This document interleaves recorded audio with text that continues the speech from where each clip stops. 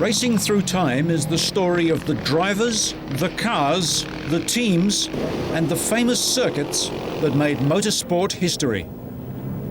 Cooper's contribution to motorsport is long and important. World champions, Grand Prix and Indianapolis revolutionaries, production racing pioneers, and a 40-year history with one of the world's most popular cars, the Mini Cooper.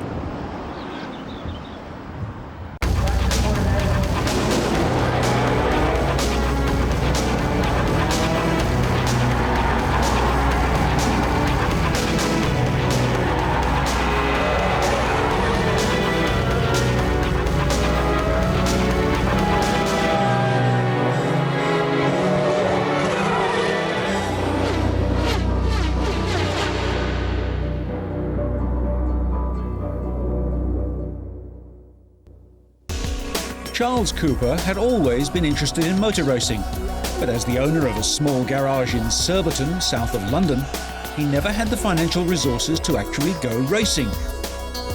After World War II, Charles and his son John decided to go racing in the new 500cc class, which used affordable motorcycle components to create economical racing.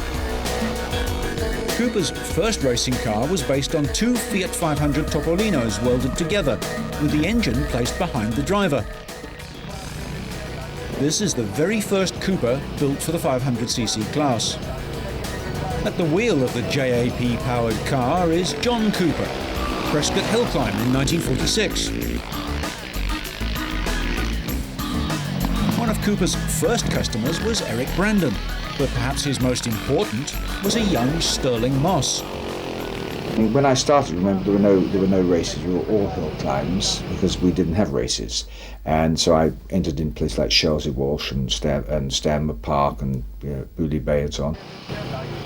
Motor racing had become a pastime which was interesting more people than ever. In the immediate post-war years, a cheap form of racing, if motor racing is ever cheap, was 500cc racing.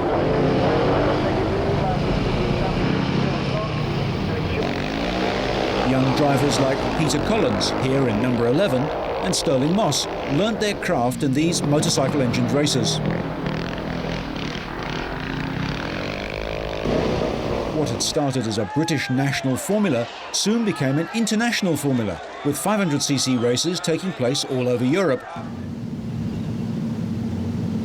The Cooper Car Company was just one of a number of companies producing 500cc cars, but they had been the first, and they were certainly the most successful. Their small production line attracted many customers, some of whom fitted the cars with the twin-cylinder 1100cc engines built for hill climbs and Formula 2 races. John Bolster looks at the Cooper factory in the early days. It wasn't just ex-servicemen and young men trying to get a start in motor racing. There were a number of established drivers, among them Harry Schell, a member of the wealthy O'Reilly Schell family, and the French driver Raymond Sommer.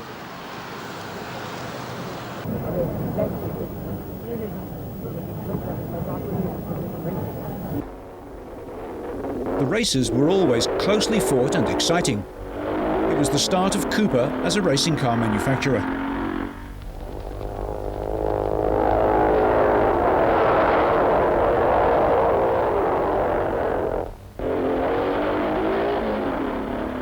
Basically, the 500 was the logical step because it was really a four-wheeled motorcycle. And there was a formula for that car for people to start motor racing. And the logical step was to go put the bigger engine in, the 1100 engine in, which gave it a lot more performance and made it a very successful hill climb car. And we had at that time built a few front engine cars using the same suspension, the wishbone and the leaf spring, and we built some MG specials and Vauxhall engine cars and that sort of thing.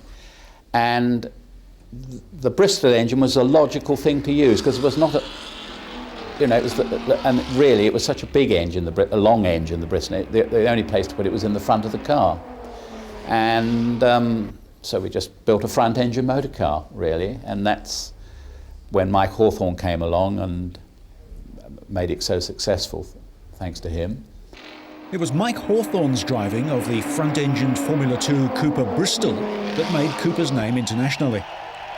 The World Championship in 1952 and 53 was for 2-litre cars, opening up possibilities for smaller manufacturers and teams to compete. Hawthorne had taken the car on a number of continental trips, finishing well up at Spa and taking third in the British Grand Prix. He proved that the Cooper could cope with the French Gordinis, if not Ferrari and Maserati. At this time, Moss and Hawthorne achieved racing success for Cooper, but it was another British driver, Roy Salvadori, who taught Charles and John Cooper the motor racing business. I'd known Roy since my first days of motor racing after the war. I met him at Granson Lodge Hill Climb or Sprint, that was just after the war, when we started racing, and he was in the motor business and we were in the motor business, so we knew each other. And he was a great friend of my father's as well, Roy. And he started racing I think it was when he started racing, it was the sports cars, the rear-engine sports cars, and of course later on onto the single-seater cars. And although we were a very sort of small band in our little garage building cars, and Roy showed us the business way of motor racing, really, the way to deal with organisers and turn it into a proper business. The Mark I Cooper Jaguar and the Mark II sports cars followed on from earlier cars fitted with Vauxhall and Ford engines. These took part in the 9-hour race at Goodwood and in sports car races on the continent.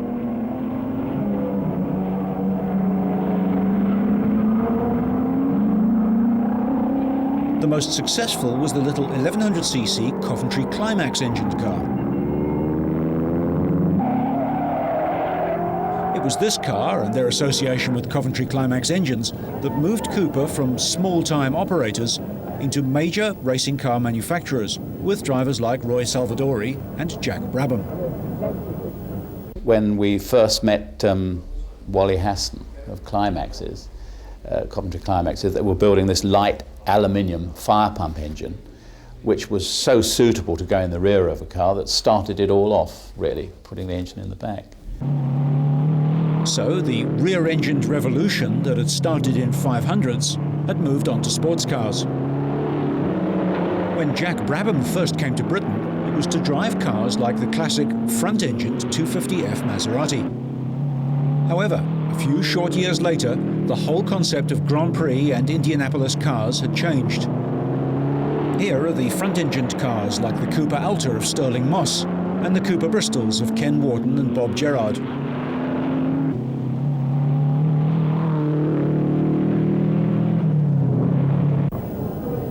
Peter Collins and the Van Wall had shown that British cars with British engineering were capable of competing with Grand Prix cars from Italy.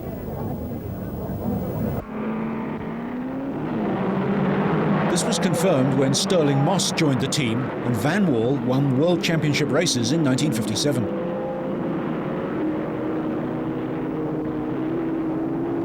Cooper's rear-engine Grand Prix cars really started way back in 1955 with Jack Brabham and a Bristol engine in the back of his self-built car at Aintree. Well, the Cooper car side of it started in Australia, really, because I was racing a Cooper Bristol out in Australia for a couple of years before I came over. And of course, having raced a Cooper Bristol out there, when I got to England, one of the first places I went to was the Cooper Car Company in Surbiton. And met John Cooper and Charles Cooper there, and strangely enough they'd heard about me driving this Cooper Bristol out in Australia, and I got on very well with them, and the following year I started actually driving in the team. When we started building these rear-engine sports cars, which were driven by Stirling Moss and Jack Brabham in those days, and Ivor Boer, and it was the original one was a light aluminium fire pump engine, and which started off as an 1100 and then finished up as a 1500, and then we persuaded them to build bigger engines. And Jack decided that he'd already raced a Cooper Bristol with a front engine and won I think he'd won the Australian Grand Prix in it. It was called the Red X Special, the front engine Cooper Bristol. And he decided to put a Bristol engine in the back of one of the, virtually one of our sports cars, really. Actually, the British Grand Prix really was a car that John Cooper and Charles Cooper let me build in the workshop myself. And the car at the time was a little central seat sports car with a Coventry Climax engine, and I decided to put a Bristol engine in the back of a similar sort of car, and I actually made the car at Cooper's myself and raced it for the first time at the British Grand Prix. And although the car went very well, unfortunately the clutch packed up on it before the end. But then I went out to Australia, of course, and won the Australian Grand Prix with that car, so it was worthwhile. In Australia, I did drive a rear-engine Mark IV Cooper with a motorcycle engine in the back, but then just before, the 2 years before coming over, I was driving a Cooper Bristol, which was a front-engine car. And I always felt that the rear-engine car had advantages, and because when I got tied up with Coopers and saw what they were doing, I was all for it. And decided to put the Cooper Bristol engine in the back of the car, which turned out to be really the start of the first Grand Prix car of Cooper's, really. Yes, I think initially it helped me greatly, particularly with Cooper's and getting the opportunity to drive in the team. Being able to drive a car is one thing, but if you can help develop the motor car, as you say, there wasn't too many people around in those days that did that, and I think that helped me quite a lot. Well, it started off, as I said, we started off, we had the rear engine sports car with the fire pump engine first, which gradually started at 1100 and went up to 1500. Then we built single-seater versions of that for Formula 2 with this light 1500 fire pump type engine. And then, of course, after we'd managed to sort Mr. Lee of Coventry Climax out, buying him a few more gins and tonics, he managed to persuade, and he got Wally Hassan to build a twin-engine version, a proper twin-engine 1500, which later became 1750, 2.2, and eventually a 2.5 litre. The rear-engined Formula 2 Cooper originally had the 1500cc single overhead cam unit.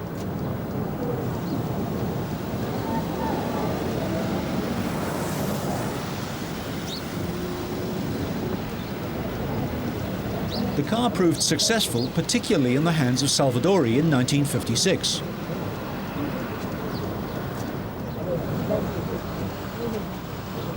Were they easy cars to drive? I can't think that it didn't seem any different to a front-engine car, not that particular car. It was when they developed more power that they were different, but in the early days, when they had limited amount of power, they'd handled very much like a front-engine car. Cooper's World Championship involvement came about almost by accident. By 1957, Cooper were thinking of enlarging the engine so it could compete with Formula 1 cars. Leonard Lee of Coventry Climax was persuaded to build the larger engine, and the car was sent out to Monaco. The Coventry Climax in the Cooper had a capacity of 2 litres compared to the 2.5 litre limit. Jack Brabham was down to drive the car, but he damaged it in practice, necessitating a complete rebuild.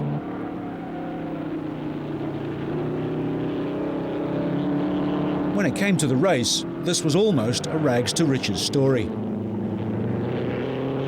And who were Cooper taking on? Stirling Moss and Tony Brooks driving Van Walls, Peter Collins and Mike Hawthorne driving for Ferrari, and Juan Manuel Fangio and Jean Beira driving for Maserati.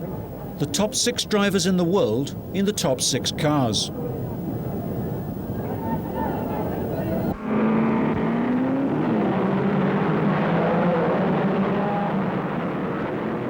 There was an incident shortly after the start. Moss had a brake problem with the leading Van Wall, and the accident took out the cars of both Hawthorne and Peter Collins.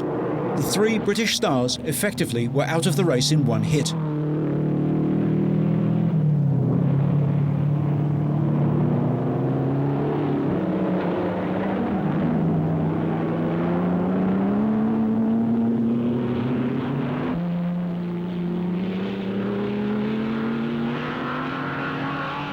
As Moss, Collins and Hawthorne walked back to the pits, the lead was taken over by Fangio, and behind him at a comfortable distance, Tony Brooks. The performance of Brabham in the Cooper amazed everyone, and he was soon up to third place. It looked as if he would stay there for the rest of the race to claim Cooper's first ever podium. Disappointingly, in the final laps, there was a fuel pump problem with the little car from Surbiton. The hopes of John Cooper appeared to be over as Jack's car came to a halt on the far side of the circuit. However, he was able to push it home, exhausted, into 6th place. But points were only awarded to 5th place at the time. That result was encouraging, and Cooper were heading in the right direction. After places in other minor events, Cooper came to the British Grand Prix at Aintree. 2 cars were entered, for Brabham and Salvadori, and there was a private entry from Bob Gerard. In the race, Brabham retired, and Gerard's car wasn't competitive.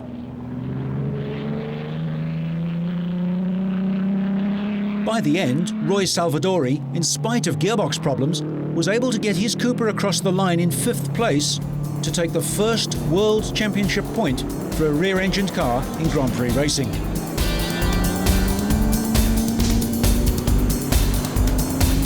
It was a remarkable performance by the small company, although it was overshadowed at the time by Stirling Moss's breakthrough win for Van Wall.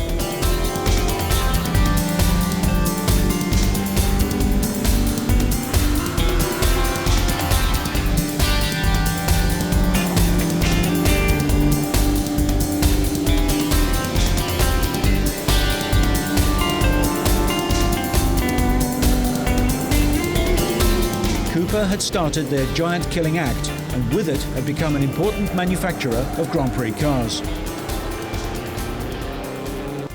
We started fitting the 1.5 litre Climax engine to start with, and then we realised that the potential of the twin cam 1.5, and we went to 1750, and then to 2 litres. And really, it was through Roy Salvadori and Jack Brabham, of course, and Rob Walker, that we decided to get. We eventually got a special crank made and went to 2.2, and that is the actual engine that Stirling won at the Argentine Grand Prix in, I think that was January 1958.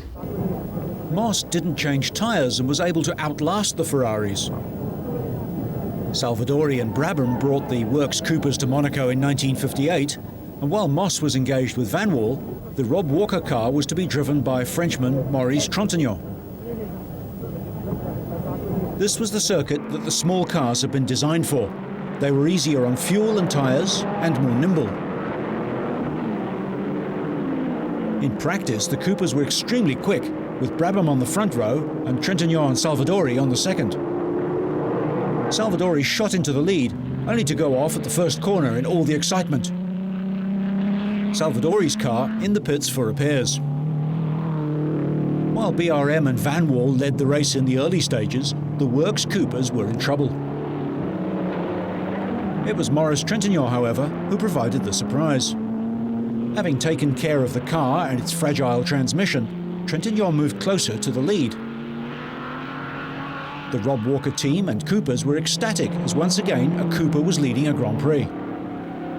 Maurice Trintignant brought the Cooper to victory in the Monaco Grand Prix in 1958. The first 2 races of the year had been won by the new rear-engined Cooper.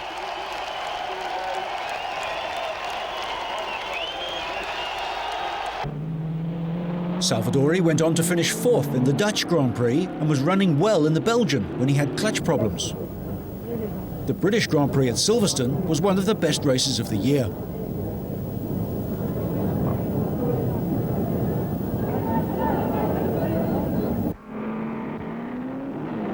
Peter Collins showed he was still a force, streaking into the lead at the start.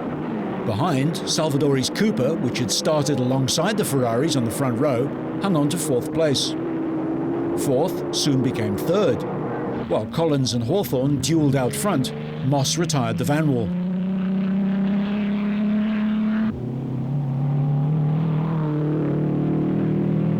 Salvadori was always at his best at Silverstone, and here gave a fine account of himself, fighting off a challenge from Stuart Lewis Evans Van Wall to finish in third place. The drive was all the more remarkable because Roy was being scalded by the hot water pipes running from the radiator and through the cockpit. He recovered to go to the Nürburgring 2 weeks later and finished second in the tragic German Grand Prix that claimed the life of Ferrari driver Peter Collins. I drove very hard in the British Grand Prix, and I enjoyed that. Nürburgring, we lost Peter, but even apart from that, it was a very boring race because it's a 14-mile circuit. I was second simply because there were a couple of accidents and a lot of the cars fell out. But the Silverstone, the British Grand Prix, that was very interesting because that was a hard race all the way through. It was when we realised that the car was capable of winning Grand Prix, really, in sort of 57, really, and 58. And thanks to Roy, I mean, he did show us the business side of motor racing and to stop playing about and really get down to it and build something and win the World Championship. And that's what we did in 1959. Was John Cooper sad to see the partnership break up at the end of the year? Very sad, yes. It was one of those things. I mean, Roy was very closely tied to Aston Martin, as you know. He'd won Le Mans, and they had built a Grand Prix car, and he felt committed to go with them. And Jack, Brabham and Bruce stayed with me with the Cooper. Well, actually, I very nearly made a big mistake and went to drive for BRM, who was talking to me about driving around about that time. And luckily, Reg Tanner from Esso talked me out of that and said, don't be silly, you stay with Coopers. And he gave me a nice contract and everything, and that was the best thing that ever happened to me. I stayed with Coopers. Well, the 59 car still had the Citroen gearbox as the base. Based with the Jack Knight innards. Jack Knight built the innards for us. And we did have a lot of gearbox trouble. We used to virtually change the gearbox every Grand Prix and keep our fingers crossed that it lasted the Grand Prix. We had a lot of trouble with a rear engine car having a gearbox that was suitable. You couldn't buy a rear engine gearbox that was any good for the car that would take the horsepower and do the job. So I got sent off to Paris to the Ursa company over there and modified the patterns and everything of the Ursa Citroen gearbox and made 15 of these gearboxes, and we'd done about 3 seasons racing with those 15 gearboxes. Coventry Climax made the wonderful 2.5 litre 4-cylinder Grand Prix engine, and that really put Coopers on the right track. 1959, 1960, we had a wonderful 2 seasons, winning the championship both years. With Brabham, New Zealander Bruce McLaren and the American Maston Gregory driving the Coopers at Monaco, there were high hopes of another victory.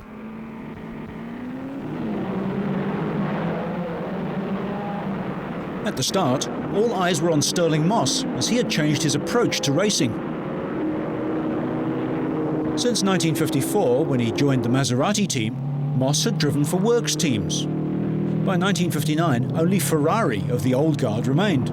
Van Wall and Maserati had gone, and in their place, Cooper and Lotus were emerging.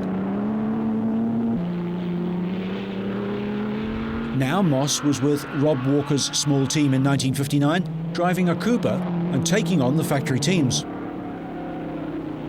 I was taking this car that Alf and his crowd had done, and Rob Walker put the money out to do it. And to me, to go with such a small outfit, a little road show like that, and go out and try and beat the others was most rewarding. I mean, we didn't get much help. I mean, Cooper wouldn't sell us his gearbox, that sort of thing, and Lotus wouldn't sell us the most up-to-date car. We did get the Climax engines, so we had a few hurdles to cross, which was shown obviously by the use of the Carlotti gearbox, which could have been and should have been a great gearbox, but it wasn't made out of material that was good enough, and therefore it let us down.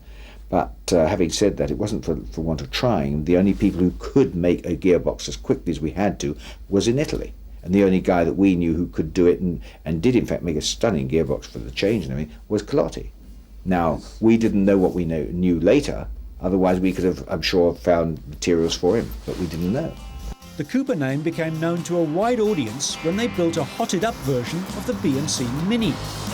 The aim was to add some spice to the popular small car. While it was never intended for competition use, the Flying Brick had success in circuit racing and rallying, and in the film, The Italian Job. Cooper didn't modify the cars at their factory. Rather, they were paid a royalty for each Mini Cooper sold. Between 1961 and 1969, 99,281 Mini Coopers were built. An even faster version, the Cooper S, was built between 1963 and 1971, and of these, 45,629 were made.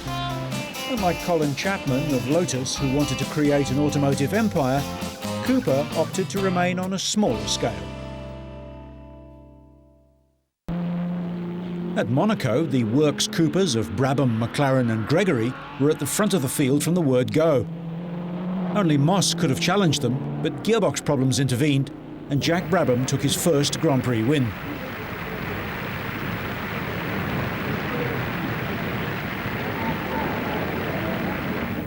At Zandvoort, BRM took their one and only win with a 2.5 litre car in the whole of its career. Brabham had to give best to BRM on this occasion and finished second to Joe Bonnier. While BRM saw themselves as a pure Grand Prix contender, Cooper and Lotus had important production racing car businesses. The 500 era had ended, and Cooper continued with F1, F2 and Formula Junior, which eventually became Formula 3.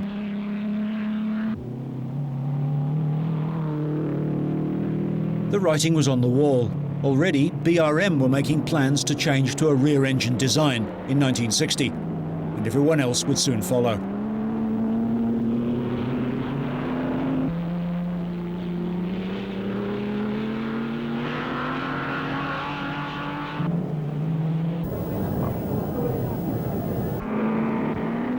In the French Grand Prix at Reims, on a circuit which was expected to favour Ferrari, the Coopers went well and Jack finished third.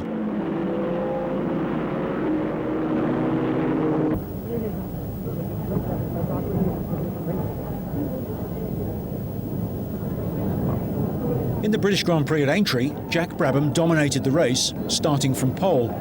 On this occasion, Moss drove the BRM for his family's British Racing Partnership, fighting it out with young Bruce McLaren for second.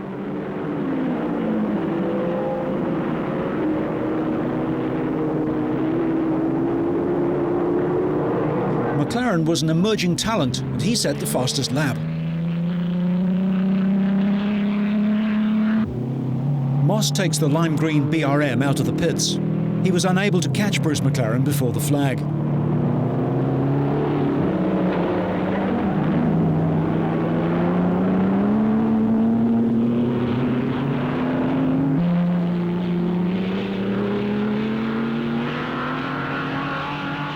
Jack Brabham won the race and led the World Championship.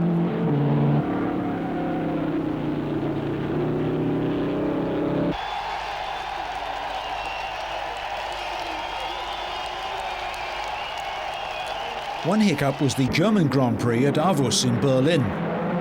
Maston Gregory, who always reckoned he was the fastest driver in the team, was battling with the Ferraris.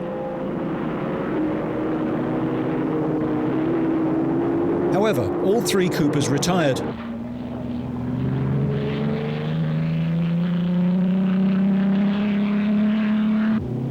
Gregory waves to the crowds as he walks back to the pits. Tony Brooks went on to win in the Ferrari.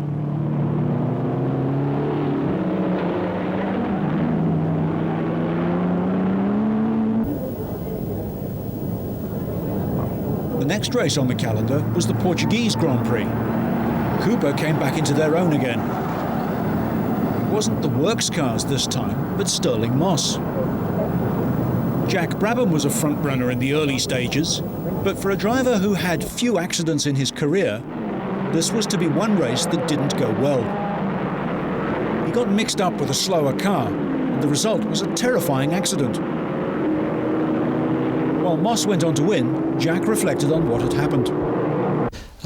Yes, actually, I did have an accident which was probably the biggest one I did have in my whole career. I was very lucky that was. I didn't have very many accidents, luckily. But that particular one was in Oporto.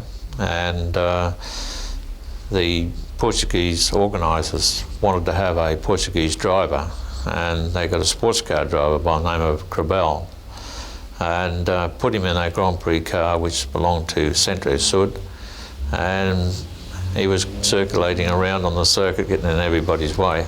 And Stirling, Moss and I were changing the lead several times in that time, having a great old dice, and we come across Crabel for about the third time, I think, we were passing him.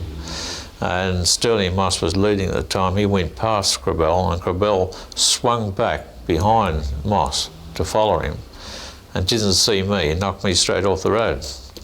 And I went across the straw bales and luckily hit a telegraph post, which really saved me because there was a big drop on the other side. And had I not hit that telegraph post, the accident would have been a lot more serious than it was. But the car ricocheted back onto the circuit and tipped me out before it hit the road.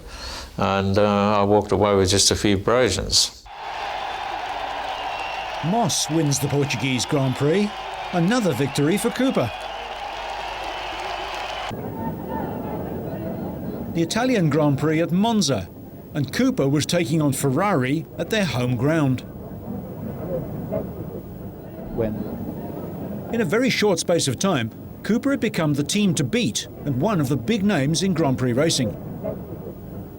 The race turned out to be a tremendous fight between the Coopers and the Ferraris, and the 2.5-litre Coventry Climax engine lacked nothing compared to the Ferrari V6.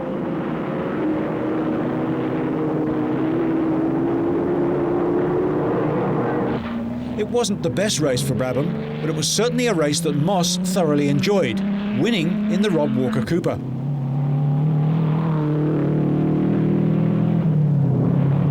The Walker team had developed their own Colotti gearbox, and this caused trouble. Moss explained just what it was about his driving style that caused these problems. The point is that if you happen to go out in the race and you happen to be leading and then the thing breaks, you are known as a car breaker. But on the Cooper, now in hindsight I realise why, because the engine we had enormous torque, all the Climaxes did, and I would change gear at low revs. I would, instead of going up to 7,000 or 6.8 we were allowed, I would change gear at about 5.5, thinking, well, I'm saving the engine, which I was. But by changing at 5,005, of course, I'm putting all the bang through the gearbox. I technically didn't know sufficient to realise that. If I had known, if I'd been an engineer, I would have known that changing with maximum torque would put more through the gearbox than spinning it up. And I probably would have revved the engine up to 6.5 instead of 5.8 or whatever I did, and saved the gearbox and done better, but I didn't know that. Fair enough, we did win the World Championship in '59 on the last race with Jack. Although Jack ran out of fuel and Bruce finished third, but Jack still managed to win the World Championship.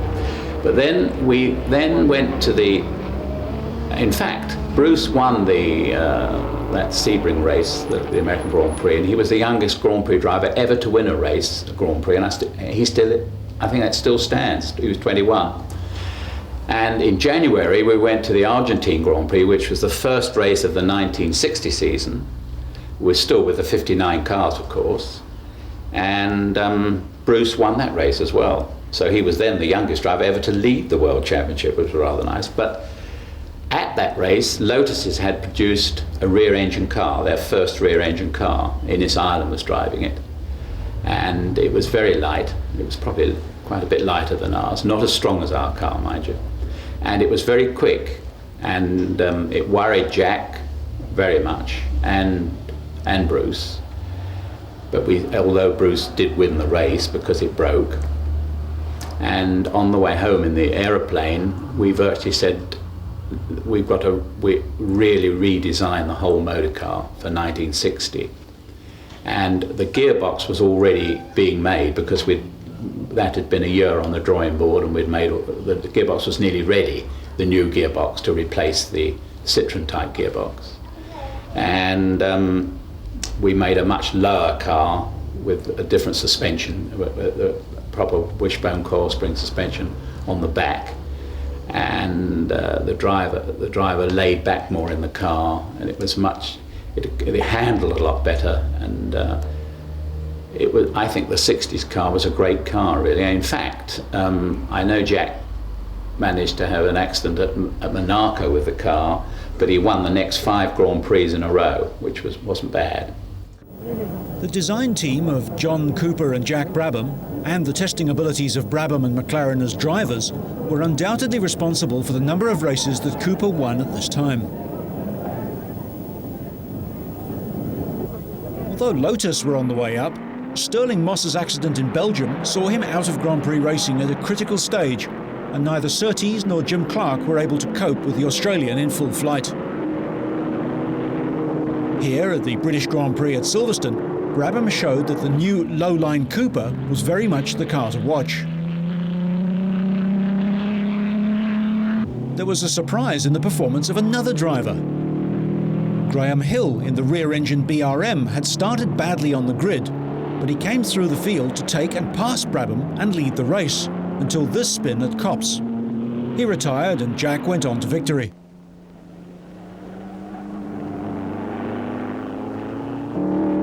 Jack Brabham won the 1960 World Championship, with Bruce McLaren second, and Cooper won their second Manufacturers' Award.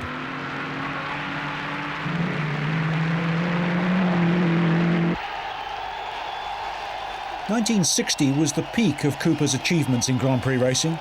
A change of formula in 1961 was to set the British cars back, and Cooper's decline was swift. The team could only manage 4th place. Ferrari were better prepared and bounced back to win the championship. Coventry Climax was still developing its 1.5-litre V8 engines. It certainly didn't suit the reigning world champion, as Jack explains. Well, in 1961, unfortunately, they changed the formula on us, and we were all set up going very well on the 2.5-litre formula. But when it went to 1.5 litre, we were on a back foot really, because the 1.5-litre engine to start with gave a lot of trouble, and it was just unreliable compared with the 2.5-litre one. But having said that, it was just a bad year for us really. At the end of 1960, Brabham took the 2.5-litre Grand Prix car to Indianapolis for some tests. Cooper built a special car, and Coventry Climax built a slightly larger engine. Jack went to Indianapolis in 1961, finished 9th, and took the rear-engined idea to America. Cooper didn't return to Indy, and it was the ambitious Colin Chapman of Lotus who took the next step, and Jack moved on to set up his own company. Actually, 1961 really was the last year I had with Coopers, and at that time I was very keen to have either moved in and joined Coopers or go off and do our own thing. And the decision was made to go and build our own car, which we started in 1962. Well, I think I'd just finished up an ambition really, because I'd driven for Coopers and I'd had very successful time with them, and I always felt that I'd like to move on and build my own car, because the first car I ever drove in Australia was one I built myself anyway, so it was really going back to what I'd originally done. And I had a very good friend in Australia by the name of Ron Toranak, who, as you know, today is one of the best designers in this country.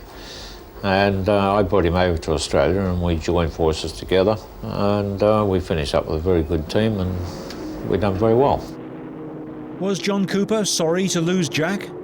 Oh, I'd love to have kept, yeah, of course I was, but that's motor racing, isn't it, really? It's, he wanted, I think in his own heart, he wanted to go and build his own car, which was fair enough, and I had great respect for him, and crikey, he won the world championship twice with it, didn't he, straight away. Cooper still had success, firstly with Bruce McLaren at Monaco in 1962. Yes, we won Monaco and we won the Reims, actually, with Bruce and that. But by that time, a lot of people had caught up with us with the rear-engine formula, and the Ferrari's engines were giving so much more power as well, the 1.5 litres, which made it more difficult. Charles Cooper was an extremely conservative man when it came to design and the running of his company. He might take notice of Salvadori and he might listen to Jack Brabham, but when it came to Bruce McLaren, he was less inclined to do so. And slowly but surely, Colin Chapman's designs overtook Cooper. They faced competition from Lotus, Lola and Brabham in the production racing car business. Charles Cooper passed away, John Cooper was injured in a road accident, and the team lost momentum. There are very few recordings of Bruce McLaren. This is how he came to leave Cooper and start his own company. I haven't actually raced my own car over here in Europe for quite a few years, since in fact 1958. But I have been racing cars out in New Zealand and Australia, and built up a little bit of a team to race there in January and February each year. But this year we decided, as well as racing in New Zealand and Australia, we'd start out in Europe. We tried to analyse it as best we could. We decided that the car that would probably win would be a lightweight car powered by a relatively big American engine. And this is what we've endeavoured to do in building our Cooper Oldsmobile. We're going to use that, and have used it, as a sort of test vehicle, a test mule in effect, trying out various components. We'll now aim at trying to build a very good car based on that one. Actually, personally, I'm hoping that this big sports car racing will catch on. It's quite spectacular to watch, and it's a lot cheaper than Formula One. The engines aren't this £5,000 and £6,000 touch. Yeah, I think if anything, the big sports cars are more fun to watch than the Formula One cars. Next year, I think this might be a very popular form of racing. The big sports cars did become popular, and Bruce had massive success in the Can-Am series. Where would Cooper go now? John Cooper tells the story from 1966. Well, that's really, I'd lost my father at that time, and they changed the formula to 3 litres, which was going to become very expensive because they were talking about 16-cylinder engines and 4-wheel drive motor cars. And I was introduced through Roy, to Jonathan Seath of the M&S fame, and I think the idea at that time was to run a St Michael Grand Prix team, and also Jonathan had the import concession for the Maserati engine. That's how we came to build the Cooper Maserati. The other big change was that Roy Salvadori came back as team manager. I'd started the season with a contract to race a Cobra Shelby sports car, and we cut that short because I had, as I say, the opportunity of team managing for John Cooper. Cooper developed a full monocoque for the 1966 3-litre season. Their competition? Jack Brabham and the Repco engine, which was to go on to win the World Championship. From the start, it was apparent that Austrian Jochen Rindt was going to be a front-runner in Grand Prix racing, if the car could cope with his forceful driving style. In the early races of the season, he was supported by Richie Ginther, on loan from Honda. Yes, we had an old frame that we put the original 3-litre Maserati engine in. We did our test work on that. And I think that Jochen was in Austria, didn't come over for the testing, so I was landed with the major part of the testing. Well, we had a very good car and we had a very good season. We had a problem with tyres. We were on Dunlop tyres, and what we didn't know at the time, we were getting problems going through races, and it was the tyre wouldn't go through any oily conditions when there was oil on the circuit, and we would drop our own fair share with Maserati. The performance of the car seemed to go off, and it wasn't until the end of the season that we discovered it was the Dunlop tyre. We then changed to Firestone, and we were much more competitive, but we'd lost the first part of the season. On a damp track at Brands Hatch for the British Grand Prix, the Coopers were certainly competitive, but unable to challenge Jack Brabham and Denny Hulme.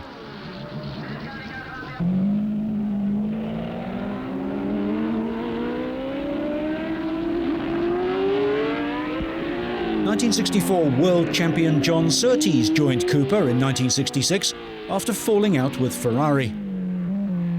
Yes, John had learned an awful lot.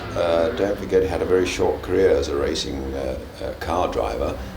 His great experience was with motorcycles, so he had a very short span. He was in at the deep end. He went virtually straight into Formula One, which is very unusual. Jochen Rindt was a determined character, as Roy Salvadori remembers. They were supposed to be constantly at odds, and there were times when tempers flared, but it wasn't that often. No. He used to fly off the handle, so did I, but that was all. It would all sort of hang itself together, and he would do his job and I would do mine. He felt he wasn't getting the right car. He felt he wasn't getting the right deal, but that was Jochen. After that, he'd get in the car and drive like hell, and he was a super driver, very hard on the car, but a potential world champion. I have to say this, that I never thought he would make it. I thought he was so hard on the car that when he joined Lotus, I thought, well, now we'll find out, he's going to break the car continuously. And I was so wrong. Something happened to Jochen, and he got the message, and he was winning races in a Lotus car, and anybody that does that's got to be pretty gentle with machinery. John Surtees left at the end of 1966 to take up his Honda contract. He was replaced by Pedro Rodriguez, who drove alongside Rindt in 1967. The Cooper Maserati presented difficulties all of its own. The Maserati engine was a development of their V12 250F from the 1950s. And that car did win a couple of Grand Prix. Surtees and Rodriguez won the Mexican and the South African. They were our last two Grand Prix that we won.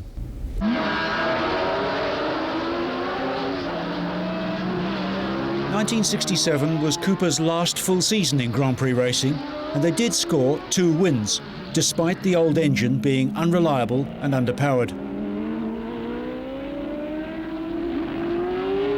Rindt was anxious to move on unless Cooper could provide him with a different power unit for 1968.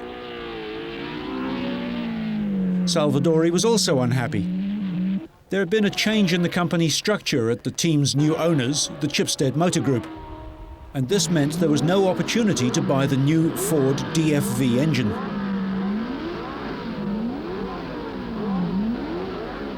Rindt, meanwhile, moved on to Brabham for 1968, and then on to Colin Chapman's Lotus team in 1969.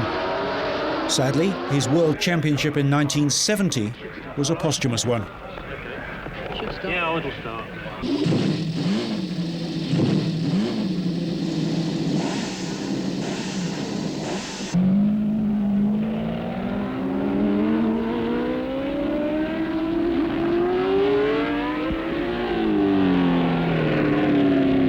At the end of 1967, things had to change, and the question was, which engine should they use? Well, yes, I mean, it's always much more difficult dealing with with Climaxes we were dealing with a firm that was just up the road, and it was much easier, and we found it much more difficult dealing with somebody in Italy. I know today it's easier, they deal with people in Japan and it works, but we found it much more difficult. To us it was a long way off, and it wasn't a bad car, and it was the start of the 3-litre type motor cars, Cooper chose BRM engines. Roy Salvadori left the team, leaving John to run it alone in 1968.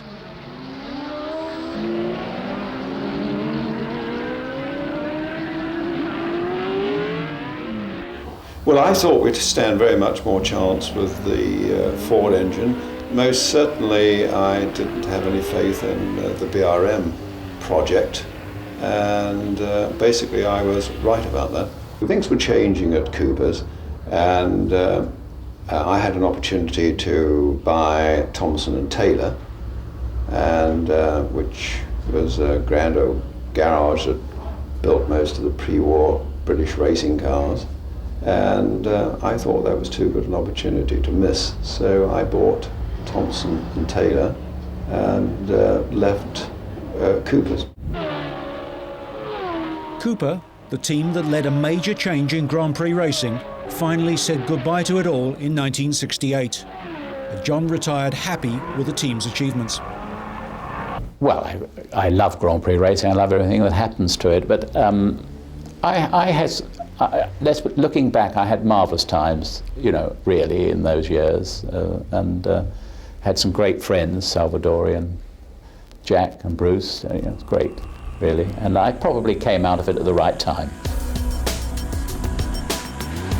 After the Grand Prix racing was over, John Cooper settled back to running the family car garage in West Sussex. However, the Cooper name was always remembered by Mini enthusiasts, especially in Japan. When the new Mini was released, the Cooper name was revived for the sporting version. And the success of this car has brought a new generation of drivers to appreciate the Cooper name. John Cooper was able to see the new car before he died in January 2000. The importance of Cooper is immense, as an integral part of creating the British racing car industry, as a Grand Prix pioneer, and as world champions.